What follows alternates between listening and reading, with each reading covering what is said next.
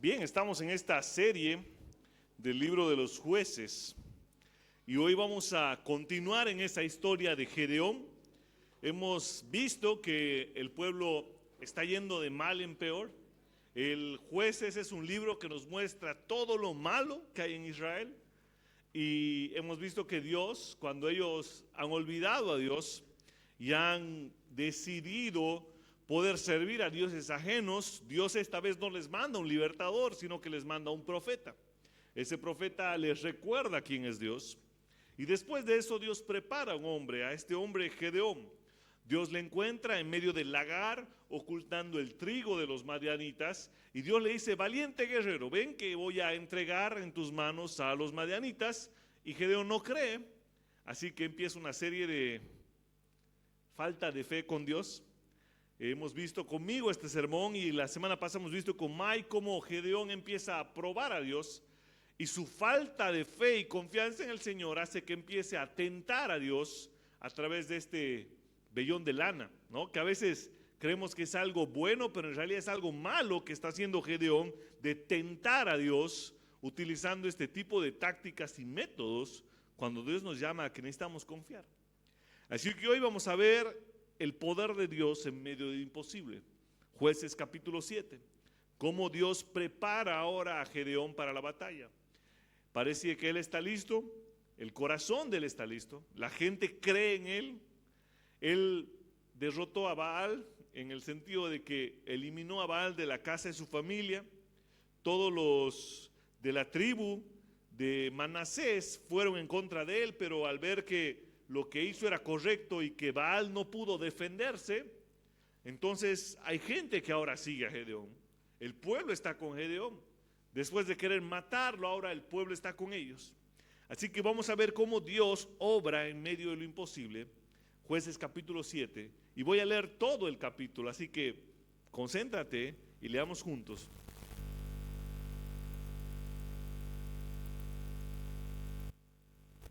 Entonces se levantó temprano Jerobaal, es decir, Gedeón, y todo el pueblo que estaba con él, y acamparon junto a la fuente de Jarrot. Y el campamento de Madián estaba al norte de ellos, cerca de la colina de Moré, en el valle. Y el Señor dijo a Gedeón: el pueblo que está contigo es demasiado numeroso para que yo entregue a Madián en sus manos. No sea que Israel se vuelva orgulloso, diciendo: mi propia fortaleza me ha librado. Ahora pues, proclama a oídos del pueblo diciendo: cualquiera que tenga miedo y tiemble, que regrese y parta del monte Galaad. Y 22,000 personas regresaron, pero quedaron 10,000. Y el Señor dijo a Gedeón: todavía el pueblo es demasiado numeroso, hazlos bajar del agua y allí te los probaré. Y será de quien yo te diga: este irá contigo, ese irá contigo. Pero todo aquel de quien yo te diga: este no irá contigo, ese no irá. E hizo bajar al pueblo, el pueblo al agua. Y el Señor dijo a Gedeón: pondrás a un lado a todo aquel que lamiere el agua con su lengua, como lame el perro, y a todo el que se arrodille para beber. Y fue el número de los que lamieron poniendo la mano en su boca 300 hombres, pero el resto del pueblo se arrodilló para beber. Entonces el Señor dijo a Gedeón: os salvaré con los 300 hombres que lamieron y entregaré a los madianitas en tus manos. Que todos los demás del pueblo se vayan cada uno a su casa. Y los 300 hombres tomaron en sus manos las provisiones del pueblo y sus trompetas. Y Gedeón envió a todos los demás hombres de Israel, cada uno a su tienda, pero retuvo a los 300 hombres y el campamento de Madián le quedaba abajo en el valle. Verso 19. Y aconteció que aquella misma noche el Señor le dijo: levántate, desciende contra el campamento, porque lo he entregado en tus manos. Pero si tienes miedo, si tienes temor de descender, baja al campamento con tu criado Fura y oirás lo que dicen. Entonces tus manos serán fortalecidas para descender contra el campamento. Y descendió con su criado Fura hasta los puestos avanzados del ejército que estaban en el campamento, y los madianitas los amalecitas y todos los hijos del oriente estaban tendidos en el valle, numerosos como langostas, y sus camellos eran muchos, innumerables como la arena que está a la orilla del mar. Cuando llegó Gedeón, he aquí que un hombre estaba contando un sueño a su amigo y decía: he aquí tuve un sueño. Un pan de cebada iba rodando hasta el campamento de Madián y llegó hasta la tienda y la golpeó de manera que cayó y la volcó de arriba a abajo y la tienda quedó extendida. Respondió su amigo y dijo: esto no es otra cosa que la espada de Gedeón, hijo de Joás, varón de Israel. Dios ha entregado en su mano a Madián y a todo el campamento. Y cuando Gedeón oyó el relato del sueño y su interpretación, se inclinó y adoró. Volvió al campamento de Israel y dijo: levantaos, porque el Señor ha entregado en vuestras manos el campamento de Madián. Y dividió los 300 hombres en 3 compañías y puso trompetas y cántaros vacíos en las manos de todos ellos, con antorchas dentro de los cántaros. Y les dijo: miradme y haced lo mismo que yo, y he aquí, cuando yo llegue a las afueras del campamento, como yo haga, así haréis vosotros. Cuando yo y todos los que estén conmigo toquemos la trompeta, entonces vosotros tocaréis las trompetas alrededor de todo el campamento y decid: por el Señor, por Jehová y por Gedeón. Verso 19. Y llegó Gedeón con los 100 hombres que estaban en él a las afueras del campamento, al principio de la guarda de medianoche, cuando apenas había apostado la guardia. Tocaron las trompetas y rompieron los cántaros que tenían en las manos. Cuando las 3 compañías tocaron las trompetas, rompieron los cántaros y sostenieron las antorchas en la mano izquierda y las trompetas en la mano derecha para tocarlas, gritaron: la espada del Señor, de Jehová y de Gedeón. Cada uno se mantuvo en su lugar alrededor del campamento y todo el ejército echó a correr gritando mientras huían. Cuando tocaron las 300 trompetas, el Señor, Jehová, puso la espada del uno contra el otro por todo el campamento, y el ejército huyó hasta Bet-Sitá, en dirección de Sesera, hasta la orilla de Abel-Mejola, junto a Tabat. Y los hombres de Israel se reunieron de Neftalí, de Aser y de todo Manasés y persiguieron a los madianitas. Y Gedeón envió mensajeros por toda la región montañosa de Efraín, diciendo: descended contra Madián y tomad antes que ellos los vados hasta Bet-Bará y el Jordán. Y todos los hombres de Efraín se reunieron y tomaron los vados hasta Bet-Bará y el Jordán. Y capturaron a los 2 jefes de Madián, Oreb y Seb. Mataron a Oreb en la peña de Oreb y mataron a Seb en el lagar de Seb, cuando perseguían a Madián. Y trajeron a Gedeón las cabezas de Oreb y Seb del otro lado del Jordán.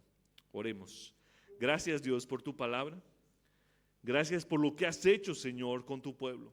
Gracias porque les has mostrado que no es su jactancia, no es su orgullo, no es su poder, sino que es tu poder, Señor. Ayúdanos a entender hoy que el mismo poder que libró a Gedeón y a Israel de las manos de los madianitas es el mismo poder que nos ha librado de la muerte y la esclavitud del pecado, Señor. Que no seamos indiferentes a querer volver a esa esclavitud, a los viejos rudimentos, Señor, sino más bien pon en nosotros esa fe que entiende que tú eres un Dios poderoso en medio de las cosas imposibles, que hoy principalmente es nuestro pecado, Señor. Que eso quede firme en nosotros, en el nombre de Jesús. Amén. La jactancia y el orgullo se oponen siempre a la fe verdadera. Muchas veces la jactancia y nuestro orgullo minimiza lo que Dios puede hacer con nuestras vidas. Cuando aprendemos Jueces de niños, o alguna vez has escuchado historia de jueces, siempre nos enseñan diciéndonos que son grandes héroes, grandes personajes. Y a veces nos han hecho colocar nuestras miradas en hombres y no en el Dios de esos hombres. Tenemos la tendencia de colocar nuestra mirada y enorgullecernos de personas. Al contrario, Dios quiere que nosotros veamos a través de jueces que sin Él las cosas son imposibles. Que Él es el único que puede derrotar a nuestros enemigos, hoy la muerte y el pecado. La palabra de Dios nos lleva a amar a Dios por quién es Él. al Dios de cada uno de estos personajes, de estos héroes. El superhéroe de esta historia no es Gedeón. Los 300 hombres no son hombres que tuvieron fe y valor y pelearon.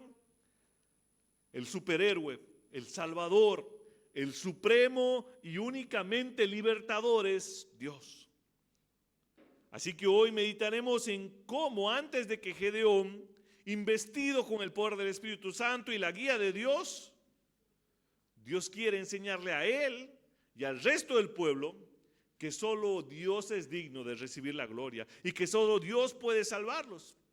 Y esto es algo que tú y yo necesitamos recordarnos todos los días. La salvación es del Señor, su salvación que es firme, eterna y para siempre, incluso en medio de lo imposible. Así que hoy quiero traerte este argumento. A través de esta historia aprenderemos sobre la importancia en el poder de Dios cuando las causas son imposibles. Cómo el actuar con fe y reconocer nuestra autosuficiencia nos lleva a adorar a Dios por quien es Él. Lo vamos a ver en 3 puntos. El primero, del verso 1 al verso 8, vamos a ver que nada es imposible para Dios. Incluso aprenderemos a confiar en Dios cuando Él obra de la forma menos esperada. En segundo lugar, veremos del 9 al 18 que Dios nos da la confianza y Él obra en medio de la debilidad humana.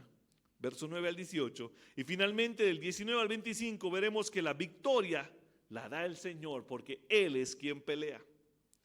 Así que vamos a ver esta primera parte, que no hay nada imposible para Dios. Él obra de la forma más inesperada para su propia gloria. Dice la palabra de Dios que se levantó temprano Jerobbaal, es decir, Gedeón, y todo el pueblo que estaba con él, y acamparon junto a la fuente de Jarot, y el campamento de Madiat estaba al norte de ellos, cerca de la colina de More, en el valle. Y el Señor dijo a Gedeón: el pueblo que está contigo es demasiado numeroso para que yo entregue a Madián en sus manos. No sea que Israel se vuelva orgulloso, diciendo: mi propia fortaleza me ha librado. Ahora pues proclama a los oídos del pueblo, diciendo: cualquiera que tenga miedo y tiemble, que regrese y parta del monte Galad. Y 22,000 personas regresaron, pero se quedaron 10,000. Los 2 ejércitos ahora estaban ahí. Israel ahora ya no está escondiéndose en las peñas, ya no está ocultando el trigo. Dios empezó una reforma en la casa de Gedeón. Jesucristo fue quien anunció lo que Gedeón debía hacer. Así que ahora, como ellos vieron derrotar a sus dioses, Gedeón, por eso es que es nombrado aquí con este nombre de Jerobbaal, porque es quien derrotó a Baal. Él ahora tiene al pueblo a su favor. El pueblo empezó a confiar en Gedeón. El pueblo está junto a Gedeón, la gente está ahí, ellos están dispuestos a pelear, ellos ya no quieren esconderse, ellos han agarrado confianza. Pero hay un problema. Dios dice: este pueblo es demasiado numeroso, este pueblo es muy grande, no vaya a ser que se enorgullezcan. Así que están ahí los 2 ejércitos acampando el uno frente al otro. Aquellos madianitas que atemorizaron a Israel por 7 años están listos para pelear la batalla. Gedeón confió, el pueblo escuchó y ahora Gedeón también está listo para pelear la batalla. Todo está preparado. ¿Por qué? Porque Gedeón se levantó desde temprano. Él está listo, él quiere pelear. Sin embargo, Dios quiere que las cosas sean diferentes.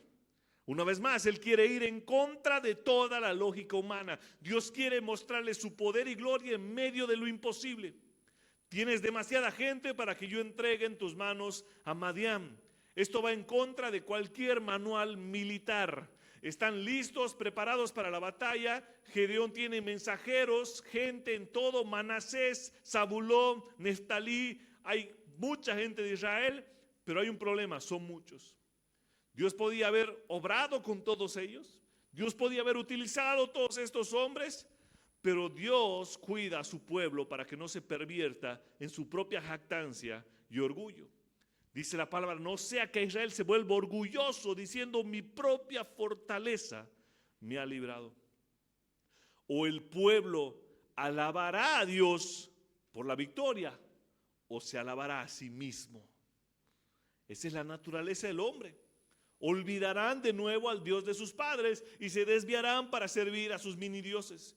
Dios está cuidando al pueblo, Dios está mostrándoles que solo dependen de Él y es el único que puede salvarlos. Así que Dios los salvará de forma asombrosa, mostrará misericordia en medio de pocos hombres. Así que Dios manda y les dice: cualquiera que tenga miedo, que vuelva. Y se fueron más de la mitad. Se fueron casi tres partes de ellos que no confiaron en Dios. No confiaron en lo que Dios había prometido, no confiaron en Jehová, no confiaron, porque Él ya les había dicho que los iba a librar. Así que quedaron 10,000 hombres. 22,000 hombres se fueron porque tuvieron miedo a los hombres. Por eso digo, Dios podía haber actuado con todos ellos, pero el miedo es contagioso. El miedo es algo que empieza a contagiar a todas las personas. Es por eso que 22,000 de ellos se fueron a casa. Todavía 10,000 hombres eran muchos hombres. Así que Dios inesperadamente dio una instrucción a Gedeón. Le dijo, y el Señor dijo a Gedeón: todavía el pueblo es demasiado numeroso. Hazlos bajar al agua y allí te los probaré. Y será de quien yo te diga, este irá contigo, ese irá contigo. Pero a todo aquel que yo te diga, este no irá contigo, ese no irá contigo. E hizo bajar el pueblo al agua, y el Señor dijo a Gedeón: pondrás a un lado todo aquel que lamiere el agua con su lengua como lame un perro, y a todo aquel que se arrodille para beber. Y fue el número de los que lo lamieron, poniendo la mano en su boca, 300 hombres. Pero todo el resto del pueblo se arrodilló para beber. Gedeón debe obedecer y seguir completamente la selección de Dios. Así que ahora fueron 9,700 hombres los que fueron descartados. Únicamente 300 de ellos. Había comenzado el día con 32,000 hombres y ahora tiene solo el 1% de ellos. El 99% de los hombres se fueron. Ahora sí no les queda otra cosa que confiar en Dios. No hay otra alternativa. Los números no están a su favor, el armamento no está a su favor. Dios quiere mostrarles su poder en medio de lo imposible. La palabra dice que el ejército de los madianitas era como langostas, era incontable, estaban yendo a una derrota segura. Era un suicidio ir en contra de Madián. Así que solo necesitan fe. Gedeón necesita fe en el Señor. Nuestros 300 hombres necesitan fe en el Señor, que Él obrará de forma inesperada para su propia gloria. Muchos comentaristas dicen que Dios separó a los hombres más atentos, aquellos que tenían el arma y podían ver. Solo eran 300 aquellos hombres, aquellos que no descuidaron su arma para agacharse en el agua. Pero yo creo que el texto no tiene nada acerca de esto. Yo creo que los primeros hombres en realidad que se agacharon para beber agua como un caballo, en realidad podrían haber sido grandes guerreros, valientes. Quizás la palabra perros nos da a entender que quizás escogió a los más débiles. La palabra perro para un judío era una palabra mal vista. Así que Dios escogió a aquellos que lamieron como perro el agua. Estoy seguro que si el autor quisiera comunicarnos que seleccionó a los 300 más valientes, nosotros tuviéramos ese detalle en el texto. Al contrario, Dios les dice que aquellos que beban agua como perros van a hacer lo que Él iba a usar para su propia gloria, para el propósito de salvación. No quiero descartar que Dios puede haber usado a los más atentos, pero el texto no nos deja ese detalle. Así que Gedeón está ahí con 300 hombres que quizás no eran los más inteligentes tácticamente, sino eran hombres que Dios quiso usar. Pastor, ¿y por qué? ¿Por qué ese detalle de la mano? ¿Por qué Dios escoge esa forma? No sé. Quizás el contraste es: ¿por qué Gedeón tienta a Dios con un vellón de lana? ¿Por qué usa un vellón de lana? Nunca hay en la historia de la Biblia nadie que tiente a Dios de esa forma, pero Dios en su misericordia obró a través de eso con Gedeón. Pues bueno, Dios aquí también quiere obrar de una forma inesperada. Algo que es ilógico, como aquel vellón de lana, como un contraste. Así que Dios escogió, por el beneplácito de su voluntad, 300 hombres para ir en contra de aquellos madianitas que eran como langosta. Así que este primer punto vemos que el poder de Dios es grande y obra de la forma menos esperada para la alabanza de su gloria. Algunas aplicaciones de esto, hermano, para tu vida y para la mía. En primer lugar, tan pronto tú y yo comenzamos a creer que merecemos el mérito por algo que hacemos o algo que damos o quién somos, inmediatamente estamos colocándonos en el centro de la historia. Inmediatamente tú vienes y piensas que eres merecedor de la gracia del Señor porque vienes a la iglesia, porque oras, porque tú estás aquí y sirves y haces cosas. Has colocado el centro de la atención y la gloria en tu propia vida. La salvación es del Señor y esa salvación es por gracia. Tú y yo no hicimos nada, Dios lo hizo todo. Dios te trajo aquí porque por su gracia Dios colocó todo lo que estaba en la historia para que tú estés escuchando el evangelio. Dios te colocó quizás en un hogar cristiano. Tus padres te hablaron de esto. Dios te colocó quizás un amigo que te contó esto. Dios te hizo ver algún video en el internet. Nadie pensó y dijo, yo voy a ser cristiano y yo voy a ir a una iglesia cristiana. No, fue su gracia, fue su amor. Tan pronto tú creas que no, yo fui, yo creí, yo hice, estás quitando a Dios de la ecuación y eliminando la gracia, porque la salvación es del Señor. Cuando empezamos a confiar en nuestros propios méritos para rescatarnos o librarnos, le quitamos la gloria a Dios y nos colocamos a nosotros mismos como nuestros propios salvadores. Cuando no es así, solo Dios puede salvarnos. Es un peligro creer que podemos salvarnos. No somos capaces de salvarnos. No eres capaz de cumplir la ley para salvarte. No eres capaz de agradar a Dios en todo. No importa qué hayas hecho, no importa dónde hayas nacido, nunca vas a ser capaz. Ese es el problema de los falsos evangelios que predican obras. Ese es el problema de los falsos maestros que atraen a gente por obras y por temor. El problema es que no hay gracia, hay obras y eso les da seguridad. Porque entonces tú puedes participar de algo porque cumples con esto, con esto, con esto, con esto, con esto, entonces está bien, puedes. Entonces tú dices, ya, me faltan estas cosas, está bien, yo puedo hacer esto. Porque nosotros hemos crecido en una sociedad que tiene el mérito para todo. Vivimos en una meritocracia. Tu papá, ni bien estás en la escuela, te dice, mira, si este año tú traes buenas notas, haces todas tus tareas, no me haces renegar, entonces yo te doy un buen regalo de Navidad. Todo es mérito. Nos cuesta entender la gracia, nos cuesta entender que no importa lo que hagas, no importa cuánto hayas hecho, Dios simplemente te ha salvado. Dios simplemente te ha escogido por el beneplácito de su voluntad. Necesitamos aprender la lección. La salvación siempre es por la misericordia de Dios, no porque nosotros podamos ganar el favor de Dios o nuestras acciones. Él puede obtener la victoria por medio de un solo hombre, no necesariamente por estos 300. Como Él nos mostrará esto en Sansón. Dios usa uno solo. O por medio de miles, como lo hizo con Débora. O por medio de uno solo, Jesucristo, quien salvó a toda la humanidad de la forma más inesperada, perdiendo en una cruz. Dios nos salva por medios inesperados, no de fuerza.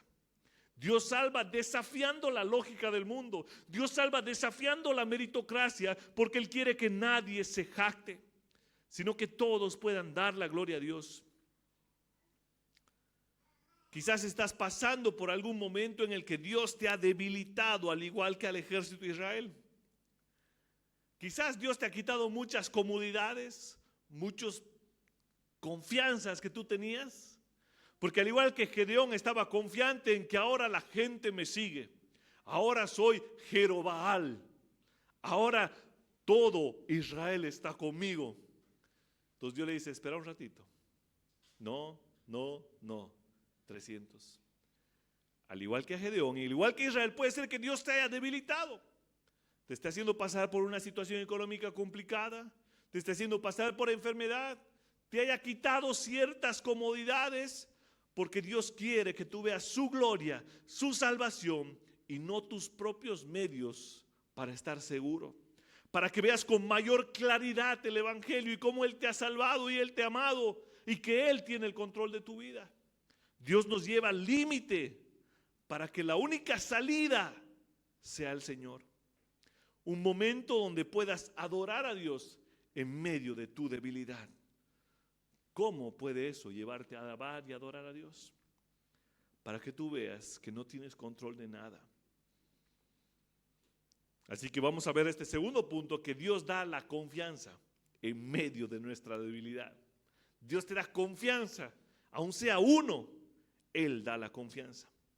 Verso 9 dice, aconteció que aquella misma noche el Señor le dijo, levántate a Gedeón, desciende contra el campamento, porque yo lo he entregado en tus manos.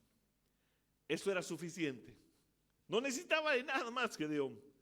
Dios mismo le estaba diciendo, levántate Gedeón. Aquella misma noche, desciende, porque yo ya he entregado al ejército de los madianitas en tus manos. Levántate. Eso era suficiente. Pero el carácter de Dios, que es tardo para la ira, que es grande en misericordia, que es grande en amor, le dice, pero si tienes miedo, pero si tienes temor, Gedeón, desciende, baja al campamento con tu criado Fura y oirás lo que dicen. Entonces tus manos serán fortalecidas para descender contra el campamento. Y descendió con su criado Fura hasta los puestos avanzados del ejército que estaban en el campamento. Y los madianitas, los amalecitas y todos los hijos del oriente estaban tendidos en el valle, numerosos como langostas, y sus camellos eran muchos, innumerables como la arena que está en la orilla del mar. Cuando llegó Gedeón, he aquí un hombre estaba contando un sueño a un amigo y le decía, he aquí tuve un sueño, un pan de cebada iba rodando hasta el campamento de Madián y llegó hasta la tienda y la golpeó de manera que cayó y la volcó de arriba abajo y la tienda quedó extendida. Respondió su amigo y dijo, esto no es otra cosa que la espada de Gedeón, hijo de Joás, varón de Israel. Dios ha entregado en su mano a Madián y a todo el campamento. Y aconteció que aquella misma noche que Dios había diezmado al ejército, solo quedó el 1%, Dios separó a ese 1% para la batalla. No hubo preparación, no hubo entrenamiento táctico, fue como Dios lo dispuso. Entonces ese Señor dijo a Madián, levántate y desciende ahora contra el campamento, porque he entregado a madianitas en tus manos. Vamos, Gedeón, la pelea es segura, la victoria está ganada, el ejército será puesto en tus manos. Pero Dios conocía a Gedeón.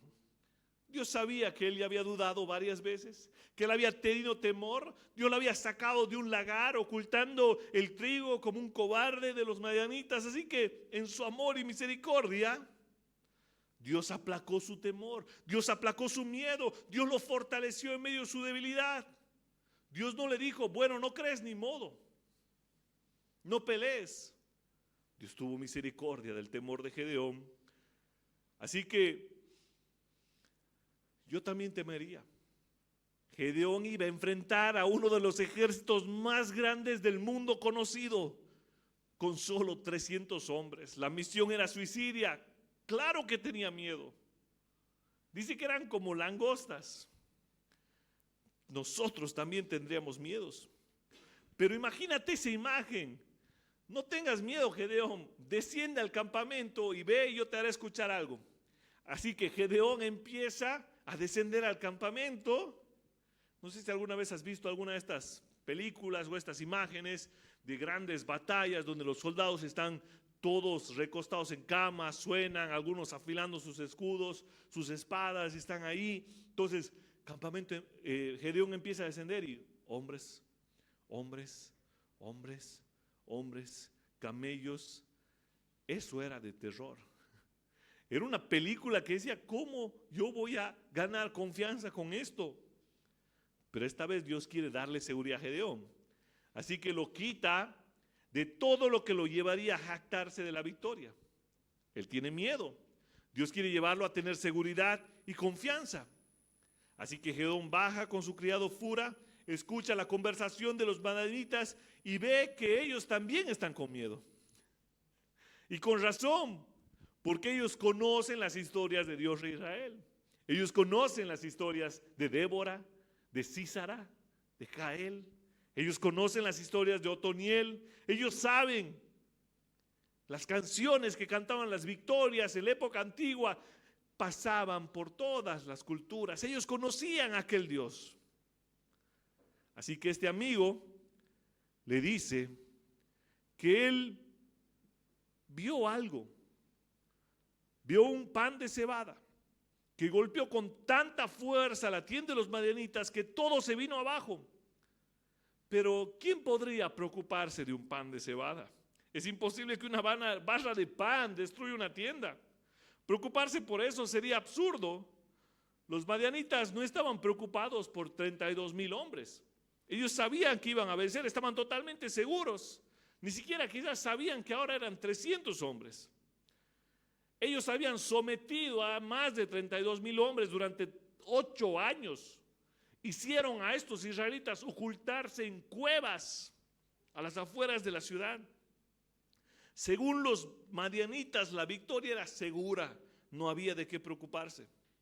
Pero el amigo interpretó el sueño y le dijo: ese pan de cebada es la espada del israelita Gedeón, hijo de Joás, quien Dios ha entregado en sus manos al ejército de Madián y a todo el campamento.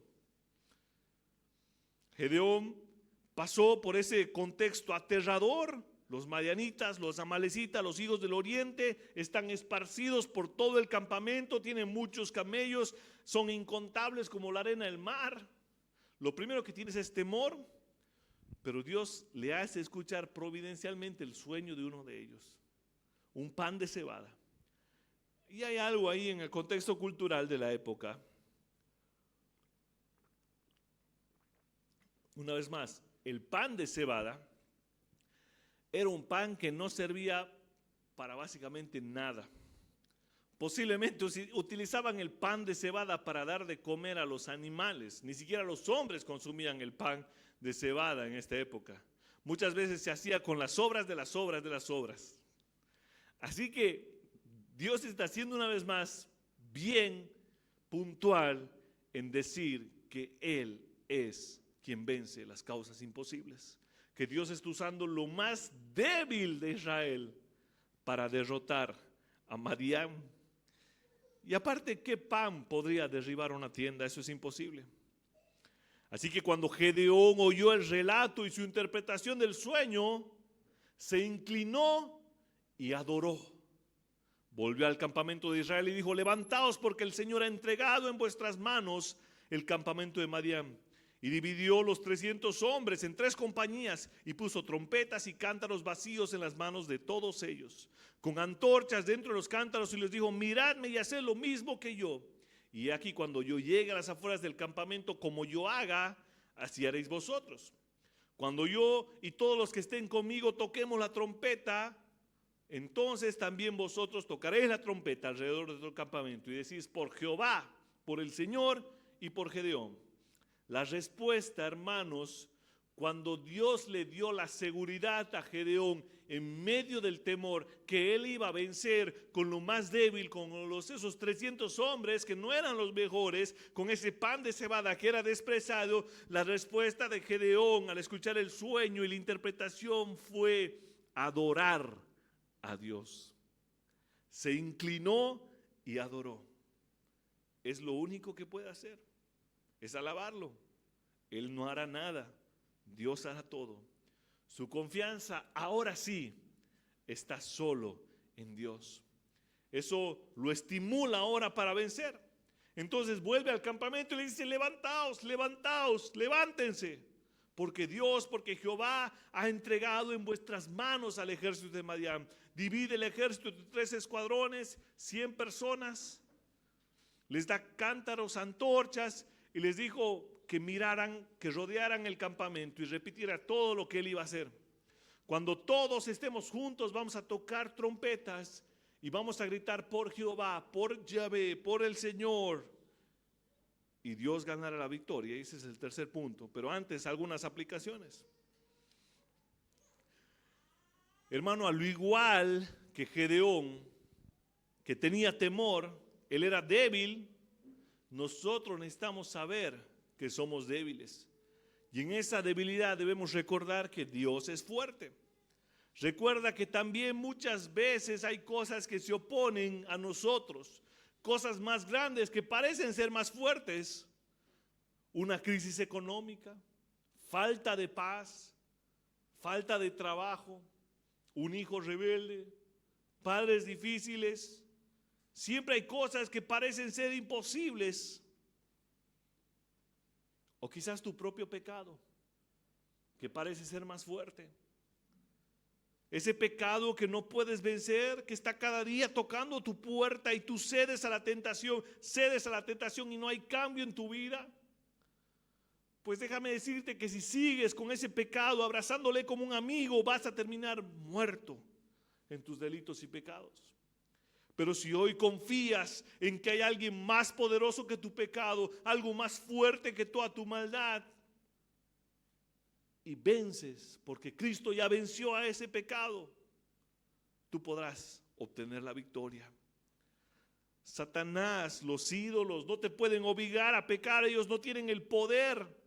Los que se burlan del cristianismo muchas veces están más confundidos que tú, no tienen poder. Aquel ejército que era fuerte, numeroso como langostas, en realidad ocultaba bajo su armadura corazones temblorosos.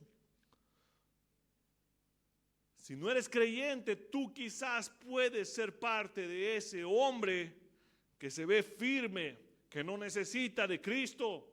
Yo no necesito esta gracia, yo puedo hacer muchas cosas. Ese hombre que intenta ser fuerte, ese hombre que intenta dar muchos motivos para decir yo puedo estas cosas hacer. Pero en el fondo tiemblas, en el fondo tienes temor, necesitas venir a Cristo. Y saber que Dios ha entregado en su poder al pecado y la maldad. Que no existe enemigo lo suficientemente grande. Que no hay batalla imposible. Todos los que se jactan de su autosuficiencia un día van a temblar. Así que Dios te llama hoy a que vengas a Él y confíes en sus propios medios, que es el Evangelio. Ahora Gedeón está adorando. Hermanos, si has entendido que no es tus obras, no es tu suficiencia, no es el enemigo, y ahora debes alabar y adorar a Dios porque dependes de Dios. Simplemente ahora ellos se apropian de la victoria. Tú y yo, hermano, dependemos de Dios. No hay de qué jactarte. Tu corazón late en este momento porque Dios está infundiendo aliento de vida. Tus pulmones están recibiendo aire porque solo Dios permite que el aire pueda estar en nuestro ambiente, el oxígeno. Respiramos, tenemos comida, abrigo, no nos falta nada porque solo Dios nos sostiene. Todo esto debe llevarnos a postrarnos y a adorarnos a Él. No hay razón para jactarnos. Dios siempre se asegura de que tú y yo sepamos cuánto nos ama. Primeramente por medio de su palabra, luego por la vida diaria. Quizás amigos, quizás personas, quizás otros creyentes, pero principalmente por medio de Jesucristo.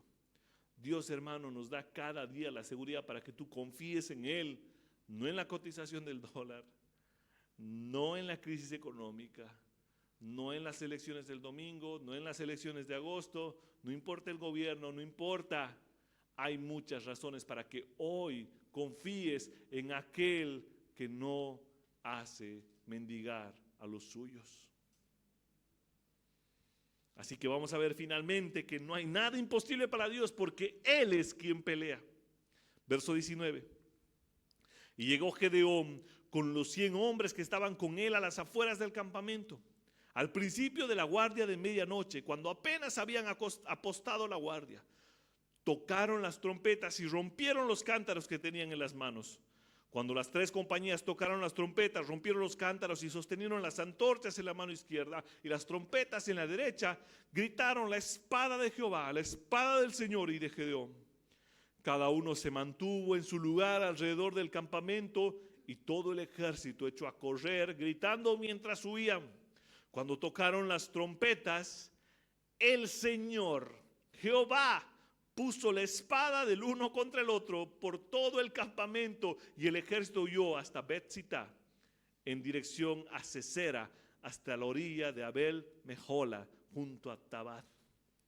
Y llegó Gedeón con los 100 hombres que eran parte de su compañía. Fueron divididos en 3 compañías. Recuerda, ellos rodearon todo el campamento con estos hombres. Entonces, cuando hubo cambio de guardia después de la medianoche, mientras la mayoría dormía, Gedeón y su compañía, rompiendo los cántaros, encendieron sus antorchas. Seguramente esto hicieron los 300 soldados al mismo tiempo. Así que los ejércitos de los madianitas despertaron, se vieron como acorralados, inmediatamente intentaron huir, pero cuando tocaron las trompetas, el Señor hizo como que eran miles y miles de personas rodeándolos. Entonces, en medio de esa oscuridad, empezaron a matarse entre ellos. Al final, ninguno de los 300 hombres usó una espada. Gedeón no usó una espada. Ninguno mató ni un soldado. Ninguno de ellos podrá volver a casa cantando una gran historia de guerra. Solo podían cantar y contar la historia de que Dios había matado a sus enemigos enfrente de ellos. Ellos simplemente fueron espectadores de la espada del Señor. Y fueron los hombres de Israel reunidos de Neftalí, de Aser y de todo Manasés y persiguieron a los madianitas. Y Gedeón envió mensajeros por toda la región montañosa de Efraín diciendo: descended contra Madián y tomad antes de ellos los vados hasta Bet-Bará y el Jordán. Y todos los hombres de Efraín se reunieron y tomaron los vados hasta Bet-Bará y el Jordán. Y capturaron a los 2 jefes de Madián, Oreb y Seb. Mataron a Oreb en la peña de Oreb y mataron a Seb en el lagar de Seb, cuando perseguían a Madián. Y trajeron a Gedeón las cabezas de Oreb y Seb del otro lado del Jordán. La victoria se completa cuando los hombres de Israel se reunieron, los de Neftalí, Aser, Manasés, y persiguieron a todos los madianitas que quedaban. Gedeón envía mensajeros a todas las fronteras para que puedan capturar a todos los madianitas. Capturaron a todos, incluso a los reyes, a los jefes, a Oreb y a Seb. Hermano, ni un solo hombre peleó la batalla. Ellos se apropiaron de lo que Dios había hecho en aquel campamento. Ellos no tuvieron que pelear, ellos simplemente abrazaron la victoria del Señor. Y mira cómo Dios es tan particular en la historia. Si tú recuerdas, ¿dónde encontró Dios a Gedeón? En el lagar, ocultando el trigo de los madianitas. Gedeón estaba en su lagar, ocultando el trigo, temeroso de los madianitas. ¿Y qué hizo Dios después con Gedeón? Le pidió hacer un sacrificio, ¿dónde? En la peña. Y el ángel del Señor tocó la peña y todo se consumió. Y Gedeón tuvo confianza de que realmente Dios era quien lo llamaba para la batalla. Así que Dios es muy intencional en decirnos que Oreb fue matado en la peña de Oreb y Seb fue matado en el lagar de Seb. Estos lugares son conocidos. Dios es intencional. Él quiere hacernos ver que donde Gedeón escondía el trigo y tenía temor, cuando no tenía confianza en Dios, ahora Dios está derrotando a su enemigo en el mismo lagar. Cuando Gedeón dudó y le dijo, Señor, permite hacer un sacrificio para realmente saber si eres tú, y en su fe dudosa, ahora Dios está eliminando a su enemigo en la misma peña. Dios es intencional en mostrar su poder en medio de la debilidad y lo imposible. Los enemigos de Dios, hermano, no son tan fuertes como parecen, porque todos han sido derrotados. Todos están bajo sus pies. Jehová venció y todo el pueblo pudo apropiarse de la victoria de Dios simplemente con tomarle. Los de Neftalí, los de Aser, los de Manasés, ni siquiera estuvieron en la batalla, pero pudieron vencer porque Dios ya había vencido. Algunas aplicaciones en este punto. Como puedes saber, hermano, no hay nada imposible para Dios. Todas aquellas cosas que desalientan tu fe, tu confianza en Dios, en realidad no son tan grandes. Las cosas que se oponen a tu fe y a tu obediencia a Dios, en realidad no son nada delante de un Dios poderoso. Debes confiar en lo que Dios ya hizo. Dios te ha dado dones, recursos para que sirvas. ¿Cómo los estás usando? Gedeón peleó con todo lo que tenía. Bueno, ni siquiera peleó, pero Gedeón puso todo a la disposición del Señor. ¿Y quién fue su seguridad? Fue Jehová. ¿Dónde está hoy tu seguridad? ¿Dónde está tu fuerza? ¿Dónde están tus recursos? ¿Dónde están tus obras? ¿Estás obedeciéndote a ti mismo, poniendo tu confianza en tus cosas? ¿O estás obedeciendo a Él, creyendo en el Evangelio? Pero déjame decirte, hay alguien mayor que Gedeón. Alguien que no se compara. Un libertador perfecto. Él no dudó, su fe no tembló. Él confió, él se entregó a la victoria sobre la muerte y el pecado. Por eso es que tú puedes apropiarte hoy de la victoria, al igual que el pueblo de Israel se apropió de la victoria, porque Jehová ya ha peleado la gran batalla en la cruz del Calvario y el pecado y la muerte fue vencida. ¿Quieres saber por qué estoy seguro de esto? Por Isaías capítulo 9, que posiblemente la vamos a predicar de este domingo al otro. Isaías 9 del 1 al 7. Quiero que hoy te puedas apropiar de este pasaje. Puedas saber que hay luz, que ya no hay tinieblas, que hay victoria, no maldición, que hay amor, no condenación en Cristo Jesús. Dice, mas no habrá siempre oscuridad para la que ahora esté en angustia, tal como la aflicción que vino en el tiempo que livianamente tocaron la primera vez a la tierra de Zabulón y a la tierra de Neftalí. Pues al fin llenará de gloria el camino del mar, de aquel lado del Jordán, de Galilea de los gentiles. El pueblo que andaba en tinieblas vio gran luz. Los que moraban en tierra de sombra y de muerte, luz resplandeció todo sobre ellos. Multiplicaste la gente y aumentaste la alegría. Se alegrarán delante de ti, como se alegran en la siega, como se gozan cuando reparten despojos, porque tú quebraste su pesado yugo y la vara de su hombro y el cetro de su opresor, como en el día de Madián. Porque todo calzado que lleva el guerrero en el tumulto de la batalla y todo manto revolcado en sangre será quemado, pasto del fuego. Hermano, Dios aquí nos está prometiendo paz, algo mayor que la batalla de Madián, algo más grande, algo eterno, algo que llenará de luz, algo mayor de lo que pasó en Neftalí, en Zabulón, en toda esa tierra. ¿Quién? Verso 6. Porque un niño nos es nacido, un hijo nos es dado, y el principado sobre su hombro. Y se llamará su nombre, admirable consejero, Dios fuerte, Padre eterno, príncipe de paz. Lo dilatado de su imperio y la paz no tendrán límites sobre el trono de David y sobre su reino, disponiéndolo y confirmándolo en juicio y en justicia desde ahora y para siempre. El celo de Jehová de los ejércitos hará esto. Recuerda Este pasaje nos recuerda la humillación de Neftalí y Zabulón, nos recuerda la victoria de Gedeón en Jueces, cuando el pueblo estaba con la vara de los de Madián sobre sus hombros. Isaías nos conecta esto al nacimiento de un líder mayor que Gedeón, un niño, sobre sus hombros descansará el gobierno. Alguien admirable, consejero, Dios fuerte, Padre eterno, príncipe de paz. Su gobierno nunca terminará, la paz en él no tiene fin. Así que hoy, hermano, puedes confiar en que ese niño ya vino, ya trajo paz sin límite, una paz que sobrepasa todo entendimiento. Cada batalla de Jueces apunta al final de la verdadera batalla, la victoria de Cristo Jesús sobre el pecado y la muerte y Satanás. El error más común al interpretar Jueces es intentar moralizar el texto para decirte cosas que debes hacer.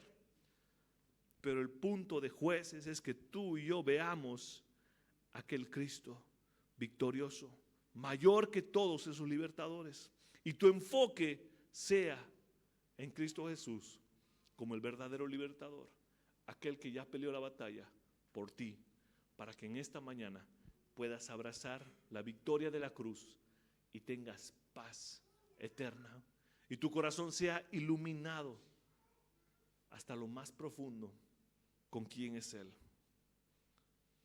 A Gedeón se le prometió la victoria aun cuando no había peleado la batalla en Jueces 6. Así que, hermano, nosotros sabemos que ahora tenemos la victoria porque Cristo ya venció. La muerte fue derrotada. Confía hoy en la victoria de Cristo Jesús. Y esto, hermano, no te deja igual. Esto te cambia, esto te transforma. Nadie puede ser ajeno a esa gracia gloriosa. Ponte de pie y podamos orar al Señor.